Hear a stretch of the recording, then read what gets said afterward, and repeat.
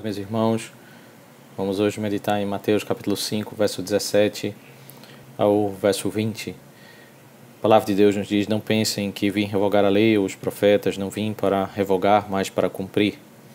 Porque em verdade lhes digo, até que o céu e a terra passem, nenhum i ou um tio jamais passará da lei até que tudo se cumpra. Nesse contexto de Mateus capítulo 5, no Sermão do Monte, Cristo sobe ao monte e ali, a princípio, ele ensina as bem-aventuranças e chama o povo do Senhor, a ser sal e luz nesse mundo, e faz um movimento que é muito semelhante àquilo que Moisés fez ao subir o Monte Sinai para receber a palavra de Deus. Aqui com uma distinção de que ele próprio é quem dá o ensino, ele não recebe o ensino, mas ele é a palavra de Deus, ele é o Deus eterno, é aquele que revela o Pai, é o Deus Filho e aquele que está ensinando e alimentando as multidões, os discípulos e também depois as multidões que seguiram para ouvir a voz do Senhor. Elas subiram e agora estão ouvindo.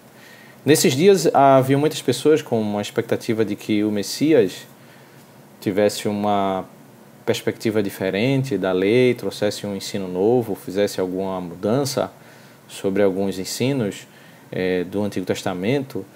E era bem comum vários líderes que surgiam, vários profetas que surgiam naqueles dias se dizendo ser o Messias e trazendo abordagens distintas, né, sobre o Antigo Testamento. E na sua grande maioria, esses falsos profetas que surgem na história, eles sempre são marcados por mudar algo da lei, mudar algo da Escritura Sagrada e trazer uma nova abordagem, né, que para eles é como o ensino que agora está sendo mais claro ao povo na época em que eles vivem.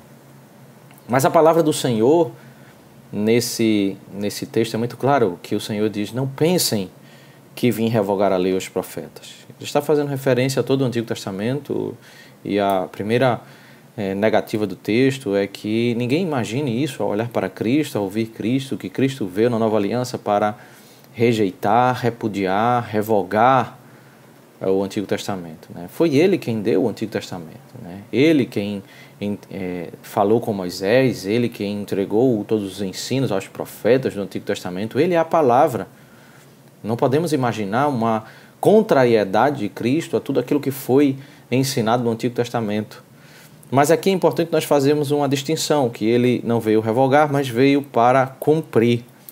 É verdade que algumas leis do Antigo Testamento elas têm caráter profético. As leis cerimoniais elas apontavam, elas não eram simplesmente regras sem propósito, mas elas estavam recheadas de elementos proféticos que apontavam e se cumpriam na obra de Cristo, na morte de Cristo, e por isso, após a sua morte, elas de fato não deveriam ser observadas. Mas nós não devemos entender que todas as leis do Antigo Testamento elas têm esse caráter profético, porque as leis morais revelam o caráter de Deus, que Deus é santo, aquilo que ele se agrada e aquilo que ele se desagrada, e através dessa lei o povo deve entender a vontade de Deus para saber como viver em santidade para a glória do próprio Deus e para viver uma vida de paz e santificação.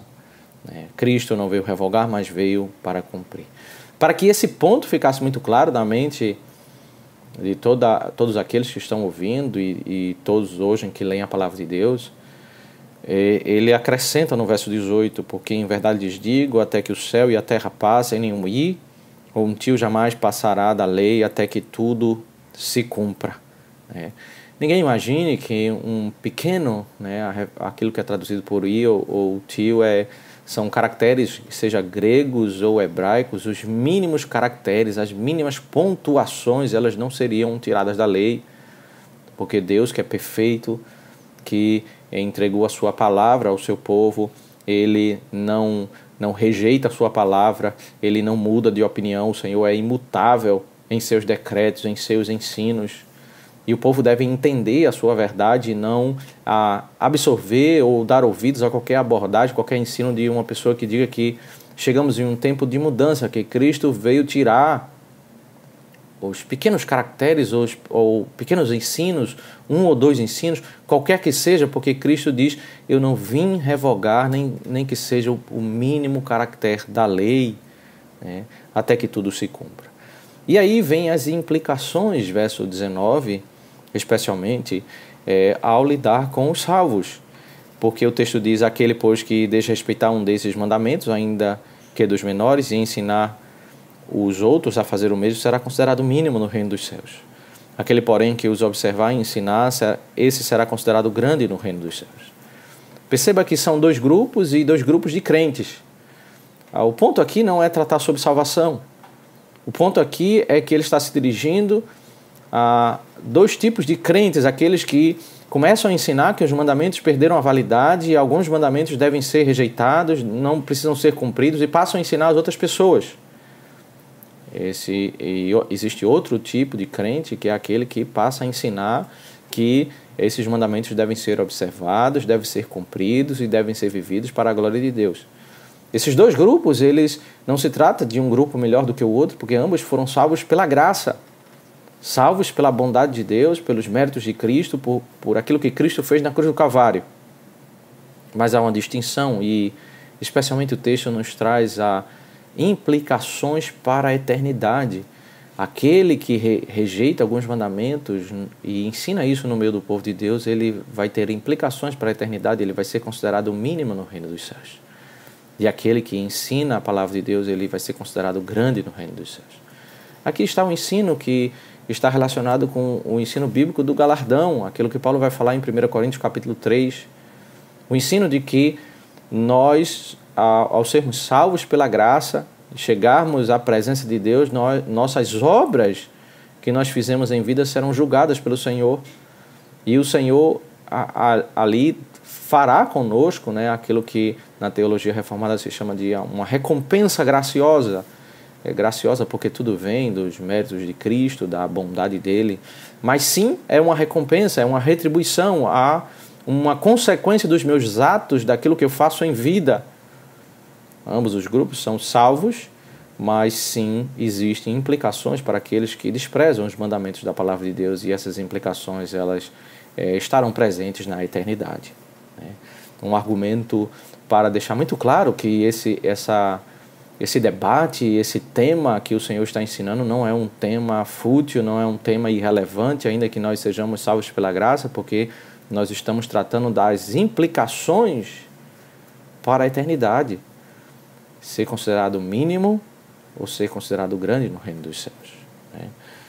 Agora, no verso 20, ele toca no tema da salvação quando diz: porque eu afirmo que se a justiça de vocês não excederem muito a dos escribas e fariseus, jamais entrarão no reino dos céus.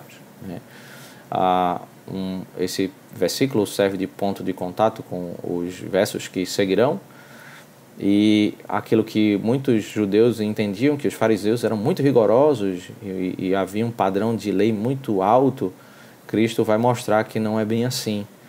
Vai mostrar que muitas vezes eles são falhos no rigor deles. Eles, na realidade, eles são descritos como aqueles que coam um mosquito e engolem um camelo. Eles são muito rigorosos para algumas áreas da vida e muitos frouxos para outras áreas da vida, né?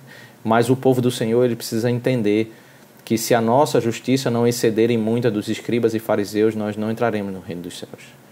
Nós não vamos entrar no reino dos céus pela obediência à lei, nós vamos entrar pela justiça de Cristo, aquele que é o varão perfeito, aquele que é o Messias perfeito, o homem perfeito, que morreu em nosso lugar, que cumpriu perfeitamente a lei, aquilo que nenhum de nós pode cumprir pelas suas próprias obras, e por meio dele é que nós temos a confiança. Então, o padrão da obediência de Cristo é superior do modo de vida em que os fariseus e saduceus estão vivendo, e escribas. Ninguém, ao pensar sobre salvação, deve confiar nos seus próprios méritos, nem naqueles grupos dos mais rigorosos que têm tantos preceitos e tantas regras que procedem do coração humano, porque nós só entraremos no reino dos céus pelos méritos de Cristo, aquele que tem a justiça maior e o padrão de justiça maior.